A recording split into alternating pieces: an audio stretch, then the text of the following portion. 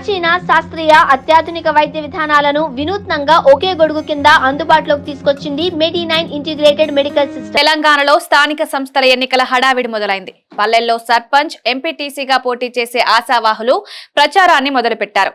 ఓటర్లను ప్రసన్నం చేసుకునేందుకు ఎత్తుకు పై ఎత్తు వేస్తున్నారు. ఈ నేపథ్యంలో స్థానిక సంస్థల ఎన్నికలపై బిగ్ అప్డేట్ వచ్చింది.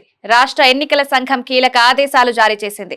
గ్రామ పంచాయతీ, మండల, జిల్లా పరిషత్ల ఎన్నికల కోసం అధికారులు, సిబ్బందికి శిక్షణ పూర్తి చేయాలని ఉత్తర్వులిచ్చింది. ఈ నెల 15లోగా శిక్షణ ప్రక్రియ పూర్తి చేయాలని ఉత్తర్వుల్లో పేర్కొంది. ఈ నెల 4, 5 తేదీల్లో హైదరాబాద్ లో ఎంపిక చేసిన అధికారులకు మాస్టర్ ట్రైనర్ల శిక్షణ పూర్తయింది. వారితో అన్ని జిల్లాల్లోని ఎన్నికల సిబ్బందికి వెంటనే శిక్షణ ప్రారంభించి ఈ నెల 12లోగా పూర్తి చేయాలని ఎన్నికల సంఘం సూచించింది. ఇక ఎన్నికల ప్రిసైడింగ్, అసిస్టెంట్ ప్రిసైడింగ్ అధికారులకు ఈ నెల 15 లోపు పూర్తి చేయాలని డెడ్ లైన్ విధించింది. మండల, జిల్లా పరిషత్ ఎన్నికల కోసం అన్ని జిల్లాలలో పోలింగ్ కేంద్రాల ఎంపిక ప్రక్రియ కూడా ఈ నెల 15లోగా పూర్తి చేయాలని కలెక్టర్లను ఆదేశించింది. ఈ మేరకు మరో ఉత్తర్వు జారీ చేసింది. ఇప్పటికే సర్పంచ్ ఎన్నికల కోసం పోలింగ్ కేంద్రాలు గుర్తించారు. ఎంపీటీసీ, జెడ్పీటీసీ ఎన్నికల నిర్వహణకు సైతం ఏర్పాట్లు చేయాలని ఆదేశించారు. ఈ నెల 11న ముసాయిదా కేంద్రాలను గుర్తించాలి.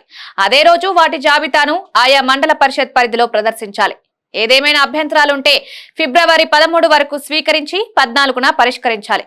అదే రోజు జిల్లా కలెక్టర్లకు తుది ఎంపిక జాబితాను అందజేయాలి. ఫిబ్రవరి 15న ఆయా మండలాల పరిధిలో వాటిని ప్రదర్శించాలని ఉత్తర్వుల్లో పేర్కొంది.